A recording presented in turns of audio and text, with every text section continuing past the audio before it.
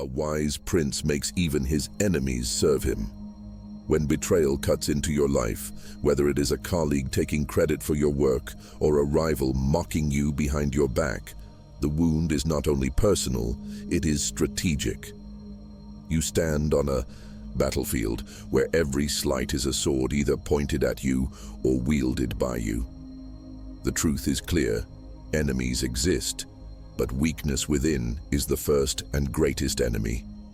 If you do not master your strategy, others will gladly master you. See the insult not as an injury, but as raw material. Every time you are opposed, you are handed a weapon. History shows this clearly. Opposition forged leaders who would have otherwise remained ordinary. Resistance builds muscle, rivalry sharpens perception. In many cases, the enemy is the very whetstone that forces you to become sharper. Treat every betrayal as a gift of pressure. Without it, you would grow soft, distracted, and complacent. With it, you are reminded to harden your defenses and sharpen your tactics. Do not make the mistake of thinking the enemy is only outside you. The deadliest opponent is your own lack of preparation. It is not the rival who undermines you that destroys your empire. It is your failure to foresee, to plan, to adapt. Your enemy thrives on your passivity. The moment you delay, the moment you drift, you hand them the crown. Refuse to play without strategy. Command yourself before you attempt to command anyone else. Consider a modern example. In a heated meeting, a peer openly challenges your idea. The weak response is defensiveness or anger. The strong response is calm precision. You pause, let silence disarm, then counter with a clear fact that cannot be denied. You do not fight for ego, you fight for position. In that moment, you turned their attack into your platform. Their opposition became your proof of strength. This is the opening battle. You either weaponize enemies or they weaponize you. Stop wasting energy wishing for peace. Conflict is not the problem, unpreparedness is. See every enemy as the stone that shapes your blade. Rule yourself first, and you will rule the battlefield. Turn every enemy into fuel for your throne. It is better to be feared than loved, if you cannot be both. This truth begins not with armies or kingdoms, but with the throne inside your own mind. Before you attempt to command others, you must first command yourself. The throne is vacant until you seize it. Your thoughts are subjects, and like any kingdom, if you do not govern them, they will rebel and overthrow you. A ruler who lets his court run wild loses his state. A person who lets his mind run unchecked loses his life's direction. Crown your thoughts. Imagine every impulse, every distraction, every surge of emotion as a noble demanding your attention. Some are loyal, guiding you toward discipline and clarity. Others are traitors, whispering weakness, hesitation, and self-pity. If you allow these rebels to sit at your table, they will soon rule in your place. In history, kingdoms collapsed not always from outside attack, but from the poison of corruption within. Your mind is no different. Guard it like a fortress. Decide which thoughts are allowed to serve you and exile the rest. Exile weak counselors. Self-doubt is the advisor that convinces you to retreat before the battle begins. Hesitation is the minister who delays until the opportunity is lost. Emotional noise is the jester that distracts you while your rivals advance. Modern life feeds these counselors daily. News cycles pulling you into outrage, endless comparisons on screens, chatter that drowns your focus. If you do not dismiss these voices, they will occupy the throne meant for you. Leadership of self means learning to cut the counsel short. You must be ruthless in deciding what remains in your mental court. Consider a moment of disagreement. In a team discussion, someone dismisses your idea with a smirk. The ungoverned mind reacts with fire, anger, defensiveness, the urge to prove yourself instantly, but the disciplined throne answers differently. You pause, you weigh, you respond with precision, not volume. You demonstrate calm strength that commands respect. In that instant, you ruled yourself, and by ruling yourself, you ruled the room. The first throne to rule is always your own. If you cannot command the territory within, you cannot hope to command the battlefield without. Every enemy you face externally will only exploit the disarray you tolerate internally. Claim sovereignty now. Do not delay, do not negotiate with weakness. Rule your mind, or it will rule you. It is better to be impetuous than cautious, for fortune is a woman and favors the bold. Nowhere is this truth more evident than in the first hour of your day. Morning is not a neutral space. It is the battlefield where you either seize command or surrender before the fight begins. At dawn, the world is quiet, but this quiet is deceptive. It is the silence before armies clash. What you do in this hour determines whether you march into the day as a general or stumble into it as a prisoner. Seize the hour before the world wakes. Throughout history, rulers, generals, and thinkers began their campaigns at first light. Armies moved under cover of dawn, knowing that the one who strikes early sets the rhythm for the battle. You must do the same. When others are still bound to sleep, you have already sharpened your blade. The advantage is not mystical, it is practical. The morning gives you clarity untouched by the demands of others. If you fail to seize it, you fight the rest of the day from behind. Command the silence. Rule the stillness. Treat those early minutes as sacred territory. Build your armor of routine. A soldier steps onto the field wearing steel. You must do the same with your habits. Ritual is not superstition, it is protection. The small disciplines you repeat each morning shield you from chaos later. Exercise becomes your shield of endurance. Reading or reflection becomes your helm of clarity. Planning becomes the sword at your side. When the world's noise strikes at you, you do not scramble for defense. You are already armed. Modern life constantly pulls you toward distraction. Routine is the wall that keeps invaders at bay. Without it, every demand breaches your gates. Lose the morning, lose the empire. Every lapse at dawn grows into defeat by nightfall. If you begin by pressing snooze, you have already declared retreat. If you drift aimlessly through the first hour, you hand your enemies fatigue, disorganization, self-doubt, the keys to your fortress. One missed step leads to another.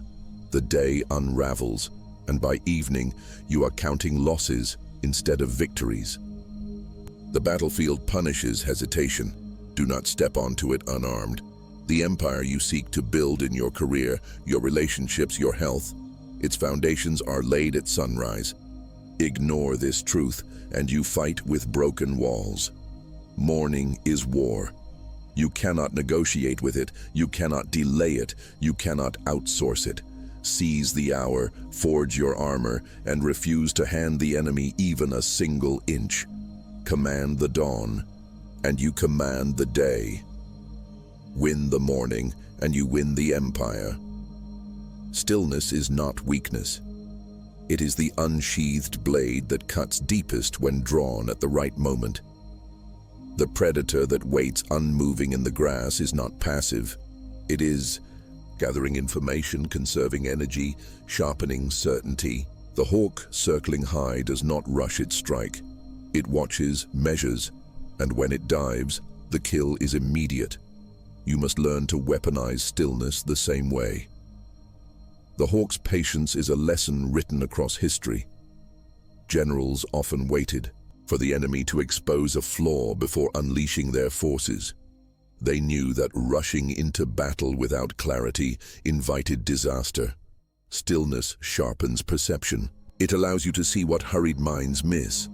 The small mistake in an opponent's argument, the weakness in a rival's plan, the hesitation in someone's voice that reveals insecurity. In many cases, it is the one who holds silence longer, who discovers the truth first. Train yourself to endure the discomfort of waiting. Look, Listen, observe. The enemy will eventually reveal themselves if you are still enough to notice.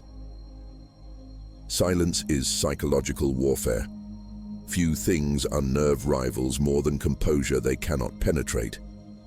In a world addicted to reaction, restraint is dominance. The person who cannot stop talking exposes their strategy. The one who interrupts reveals impatience, but the one who remains silent creates uncertainty. Consider a meeting where tempers rise. One person throws accusations, another shouts defenses. You remain calm, watching. When you finally speak, your voice carries the weight of authority because it is rare. Restraint amplifies power. To those around you, silence becomes a mask of command. It suggests that you know more, that you are calculating, that you cannot be rattled. This unsettles even strong opponents because they cannot read you. Stillness also gives you timing. A predator that leaps too early loses its prey. A commander that attacks too soon risks collapse. By waiting, you create the chance to strike from the shadows when the enemy is most exposed. Hypothetically, imagine facing a rival who expects you to argue instantly. Instead, you pause, let the silence grow heavy, then deliver one precise line that ends the exchange. Your restraint transformed into dominance. Timing is everything, and timing is born from stillness. Do not mistake stillness for passivity. It is not withdrawal from battle. It is control of the battlefield. To remain calm when provoked, to wait when pressured, to strike only when conditions are perfect. This is mastery. Use stillness as a shield against provocation, as a sword against disarray, as the throne from which you watch others exhaust themselves. Silence is the sharpest blade. A kingdom does not fall overnight. It decays when poison seeps through its walls and no one cuts it out. A prince does not tolerate threats, he removes them. Weakness, once allowed to stay, multiplies. Tolerated disrespect becomes permanent. Submission. You must learn the law of ruthless elimination, for in both politics and personal life, what you allow will define what destroys you. Cutting away poison has always been the first duty of rulers. History is filled with leaders who understood that corruption, betrayal, or even a single disloyal officer could undo an entire empire. When rot appeared, decisive rulers removed it without delay. The lesson is clear. Anything that undermines your throne must be dealt with before it spreads. A toxic ally, a deceitful partner, a destructive habit, if not eliminated, each becomes a seed of ruin. You cannot build strength on poisoned soil. Cut early, cut clean, cut completely. In modern life, ruthless elimination does not always mean grand acts. It can mean soft but firm boundaries. You fire the employee who drains morale before they infect the team. You unfollow the voice that pulls your focus into endless envy or outrage. You block the contact who brings chaos every time they enter your world. These are small eliminations, but they are powerful. They send a message. Your time, your energy, your mind, and your respect are not up for auction. If something or someone consistently weakens you, you do not negotiate, you remove. Mercy here is often disguised weakness. Mercy as a trap is one of the oldest eras. A rival tests you once. They speak to you with disdain. They ignore your boundaries. They dismiss your efforts. If you tolerate it even a single time, you have knelt. You have announced that disrespect carries no consequence. From that moment, every future battle is harder because you surrendered the field at the start. Hypothetically, imagine a colleague who cuts you off mid-sentence. If you laugh it off without establishing your ground, you have trained them to treat you as a subordinate. But if you calmly finish your point without flinching, you send the opposite message. You will not be erased.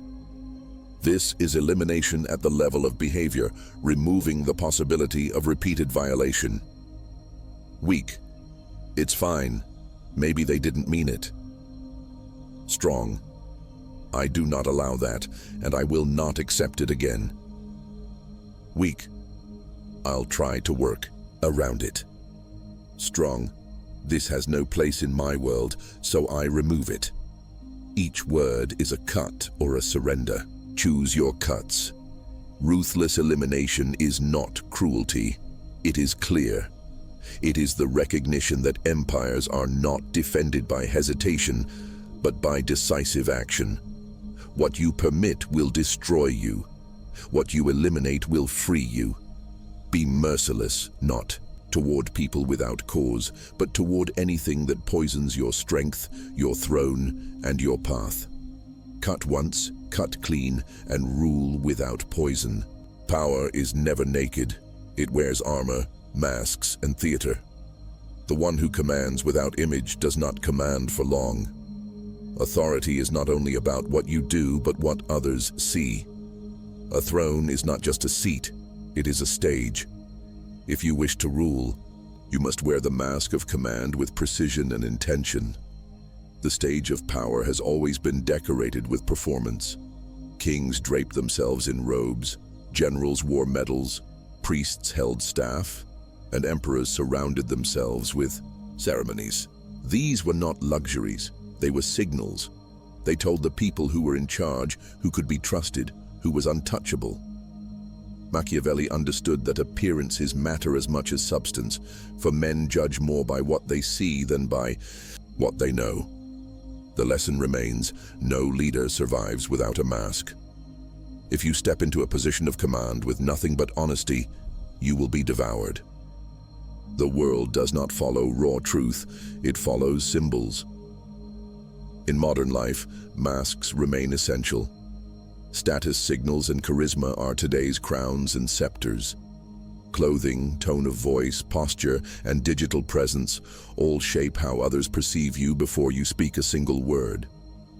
A careless appearance communicates weakness, while a deliberate image communicates control. Weak. I'll just show up as I am. Strong. I will present myself in the way that earns respect. Weak. I don't care how it looks. Strong. I care because others judge by what they see. This is not deception, it is discipline. Controlling perception means refusing to let others define your role for you. You write the script, and you play the lead. Yet masks are not only worn by you, others wear them too. Rivals project confidence they do not possess. Competitors exaggerate their strength to make you hesitate.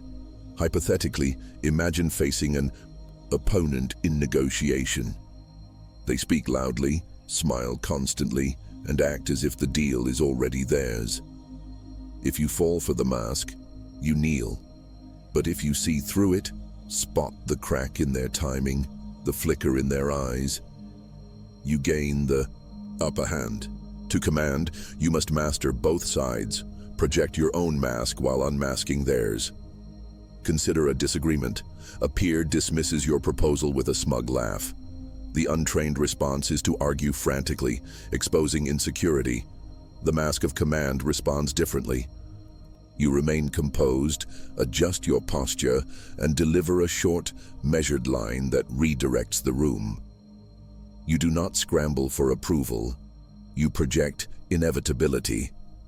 In that moment, it is not just your idea that wins respect. It is your presence. The mask of command is not about living a lie. It is about protecting your throne from unnecessary vulnerability.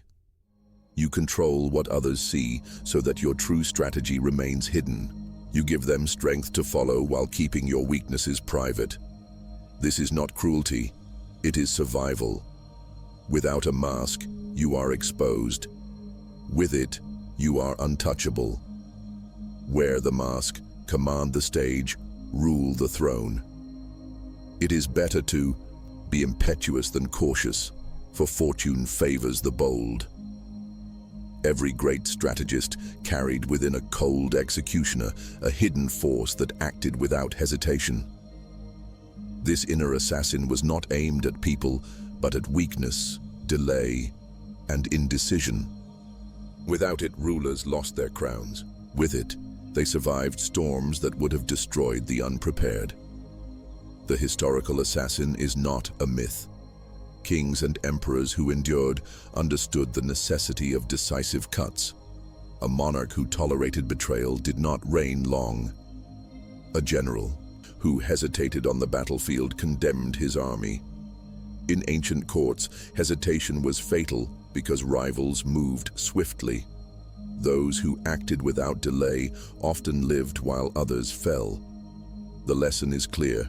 Survival belongs to those who strike. Cleanly, not endlessly debate. When the moment comes to cut away danger, you must act like the executioner, calm, precise, unshaken. But the assassin you require today has a different target. Killing hesitation is the duty of the modern executioner within you. It is hesitation that destroys opportunities, not enemies with swords. How many careers have been derailed because someone delayed one decisive move? How many relationships collapsed because words were never spoken? Your assassin must kill delay in its first breath. When the choice arises between acting and retreating, you must train your instinct toward action. Weak. I'll wait and see what happens. Strong. I will decide now and move forward. Weak. Maybe later. Strong. Now, while the field is open, this shift is the blade that clears your path. Merciless within, you must direct your brutality not at others, but at your own excuses. Hypothetically, imagine waking at dawn with the urge to press snooze. The assassin appears. It does not negotiate. It kills the excuse instantly and moves the body forward. Or think of the hesitation before delivering a difficult truth. The assassin within you cuts down fear and demands speech. This is not cruelty. It is self-rule. If you are merciful toward your weakness, it will grow bold. If you are merciless toward your weakness, strength takes the throne. Consider disagreement in a professional setting. A rival undermines your idea, expecting you to falter. The untrained mind hesitates, stumbles, or concedes ground. The trained assassin does not. You respond quickly, with one sharp factual statement that ends their advance. By eliminating hesitation, you seized control. You did not wound the rival, you executed delay.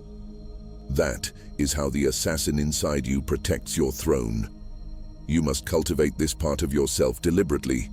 Practice swift decisions in small matters so that in large ones speed is natural. Cut excuses before they form. Execute self-doubt before it speaks. Do not waste life negotiating with inner rebellion. The assassin waits for orders, and those orders must be ruthless. Kill hesitation before it kills you. Inside you live a timid sheep and a ravenous wolf. Which one grows? Stronger depends entirely on what you feed each day. The sheep seeks comfort, safety, and approval. The wolf hungers for challenge, risk, and dominance.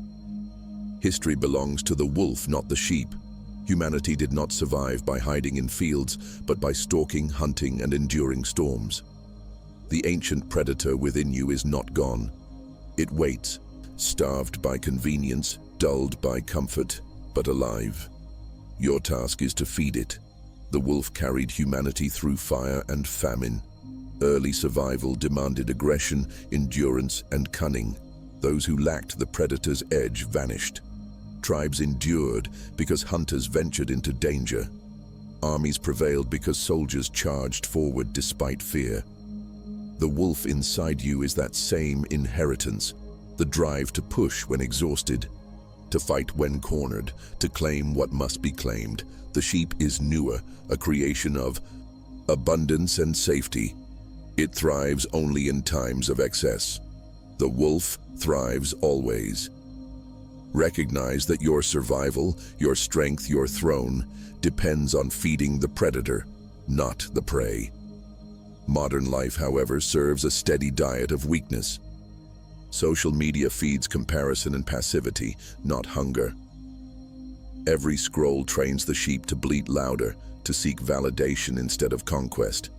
Instant comfort, food delivered with a tap, entertainment available without effort, keeps the sheep well fed. The wolf starves in silence. If you live entirely in ease, your edge dulls. You may have more at your fingertips than any generation before, but comfort without discipline becomes poison. Weak, I deserve rest before I've earned it. Strong, I will rest only when the day has been conquered. Weak, I need constant ease. Strong, I create strength through chosen hardship. Each choice either fattens the sheep or sharpens the wolf. You must starve the sheep. That means denying the urges that weaken you. Do not give endless time to distractions. Do not indulge in comfort before the work is done.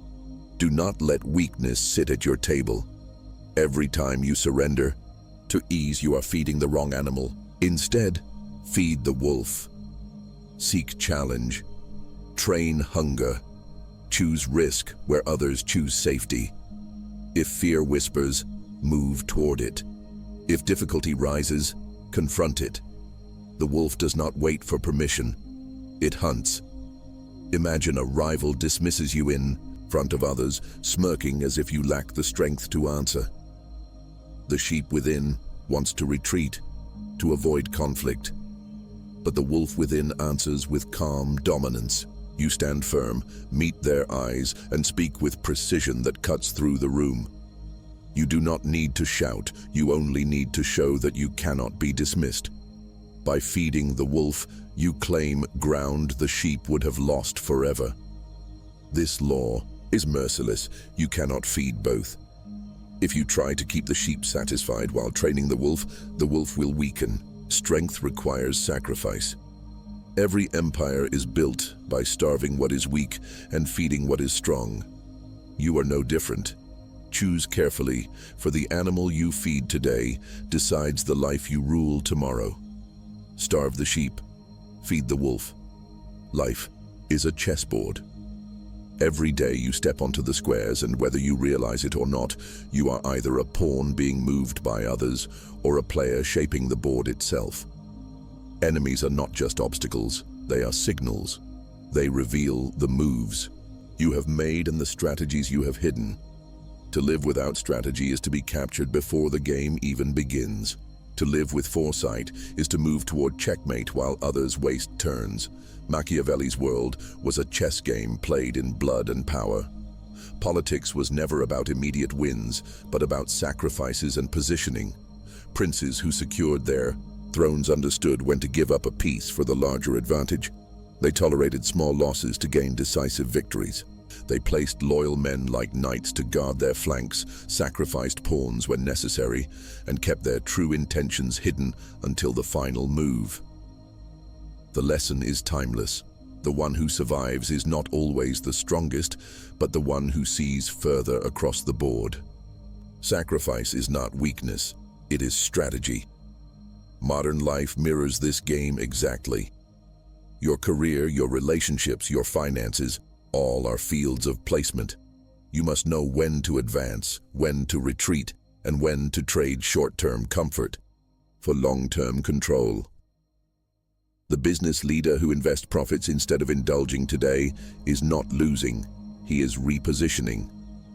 The professional who takes a lower role to gain vital skills is not retreating. She is maneuvering. Weak, I need to win every square immediately. Strong, I need to win the board even if I give ground now. Weak, this setback defines me. Strong, this setback repositions me. By thinking strategically, you elevate yourself from pawn to player. Checkmate mindset means looking 10 moves ahead while others look only one. Hypothetically, imagine an opponent mocks you publicly, hoping to weaken your reputation. The pawn response is to argue emotionally, falling into their trap.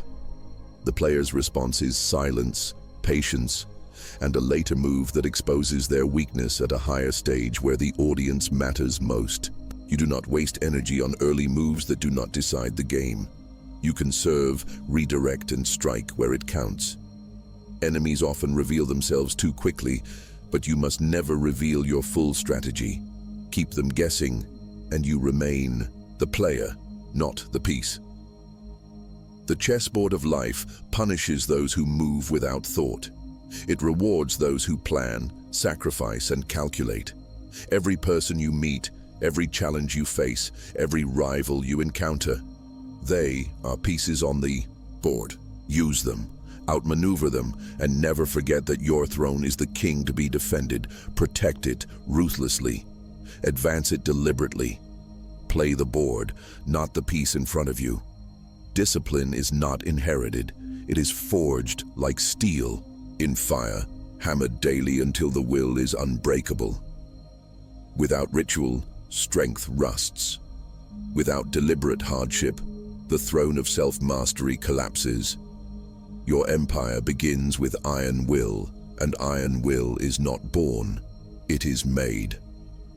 The ancients knew this truth. Spartans submitted themselves to constant trial, training in hunger, exhaustion, and combat from childhood so that no weakness could survive. Monks endured silence, fasting, and repetition to strengthen mind over body. Samurai sharpened their character through daily practice, shaping loyalty and restraint as much as swordsmanship. These were not arbitrary customs. They were rituals of fire, designed to burn away hesitation and forge leaders who would not break when tested. History shows that greatness does not appear in comfort, but in discipline repeated until it becomes identity. You must create modern iron. In today's world, deliberate suffering is rare, but that is exactly why it must be chosen. Cold showers teach the body to obey command rather than comfort. Workouts harden muscle, but more importantly, sharpen willpower. Waking early, fasting, or practicing deep focus are not trivial tasks. They are armor. They prepare you to withstand the chaos of the day without crumbling. Weak. I'll do it when I feel like it. Strong. I do it regardless of feeling. Weak. I need to be motivated first. Strong. I move first and motivation follows. Every repetition of ritual forges another plate of armor. The world is unpredictable, but with ritual you are already armed. Without fire, no blade exists. Weakness is rust, and rust spreads if left untouched. Hypothetically, imagine choosing comfort at every turn, pressing snooze, skipping discipline, indulging without restraint. Each small act is a speck of rust on the steel of your will. Ignore it, and soon the entire blade corrodes. Then, when life demands strength, you discover nothing remains. Fire alone keeps steel alive. Chosen hardship burns weakness away and preserves the weapon. If you do not place yourself in fire, the world will, and by then it will be too late to forge. Consider a moment of challenge. A colleague questions whether you can handle a demanding project. The untrained mind panics, doubts, and retreats. The disciplined one, shaped by ritual, answers calmly. You do not need to prove yourself with noise. You already know you can endure because you endure every morning through your own fire. This quiet certainty commands respect without argument. The blade forged in ritual does not tremble when tested. Make no mistake, ritual is not decoration, it is survival. Every day you skip it, rust advances. Every day you practice it, your steel strengthens. Choose discomfort now or face collapse later.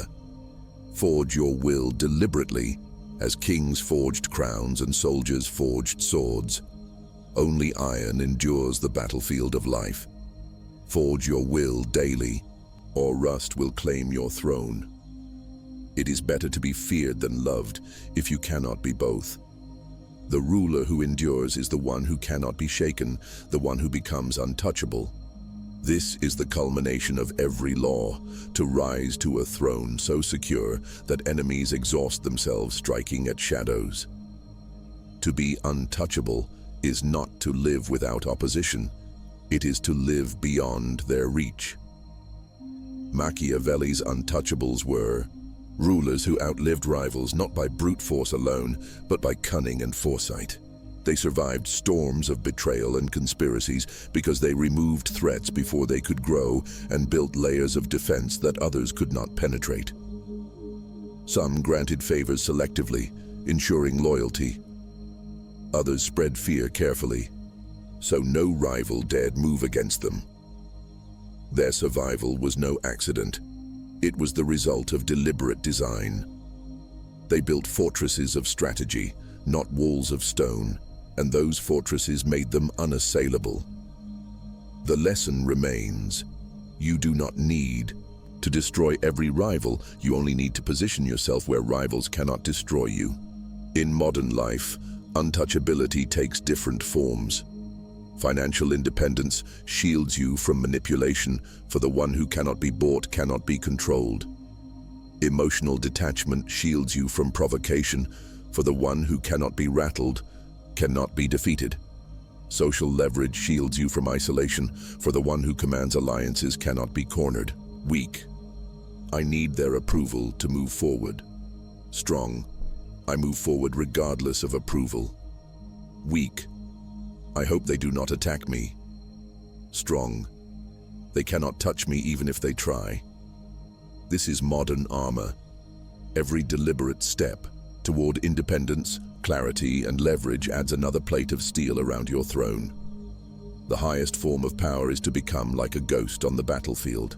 Hypothetically, imagine enemies sharpening blades, whispering schemes, preparing to strike at you. When they finally move, they find nothing to cut. Your finances are secure, your alliances protect you, your emotions remain calm, and your path has already shifted beyond their grasp. They attack the version of you that no longer exists. You win not because you crushed them directly, but because you built a fortress so high that their weapons cannot scale it. To them, you are untouchable, and their attacks only reveal their weakness. Consider a challenge in the present. A rival attempts to discredit your work in front of others. The insecure response is panic or defensiveness. The untouchable response is calm dismissal, backed by a track record of results that speaks louder than any accusation. You do not need to scramble for validation. You already hold the position they cannot shake. By preparing long before the conflict, you ensured their move fails. That is the essence of being untouchable. You do not react at the moment of attack. You design your life so that attacks are meaningless. Becoming untouchable does not mean isolation. It means building such strength, leverage, and discipline that no single rival holds the power to topple you. It is a throne built on foresight, not chance. Your task is to cultivate this state relentlessly until the battlefield no longer frightens you. Let others spend their lives in fragile positions. You will not. Rise beyond reach, and you cannot be ruled. Men more quickly forget the death of their father than the loss of their patrimony. Machiavelli understood that enemies sharpen our instincts more than friends ever could. This is the final form, not avoiding conflict, not wishing away betrayal, but turning every attack into fuel. When you master this law, enemies stop being obstacles. They become instruments. Their fire forges your throne. Enemies are the forge. Steel is useless until fire and hammer shape it. In the same way, your strength is untested until someone opposes it. History shows that rulers who lasted longest were often surrounded by rivals. Opposition forced them to refine their strategies, tighten their defenses, and sharpen their minds. Without rivals, complacency sets in and decay follows. Think of it this way: every challenge is a hammer blow against your steel. It hurts, but it strengthens. Enemies reveal your weaknesses faster than allies ever will. Their attacks point directly to where you must reinforce. Instead of cursing the fire, you thank it. You become sharper because of it. In the modern world, rivalries remain the engine of growth. Competitors force innovation. If you had no one chasing your position, you would relax, and your empire would rot. Businesses advance when rivals push them. Artists create their best work when challenged. Athletes break limits when others threaten their dominance. Even in daily life, haters sharpen resilience. The critic who doubts you is a weight you lift to build strength. Weak. They're against me, so I'm losing ground. Strong. They're against me, so I'm gaining strength. Weak. Their words cut me down. Strong. Their words harden my armor. Reframe the attack, and you transform pain into fuel.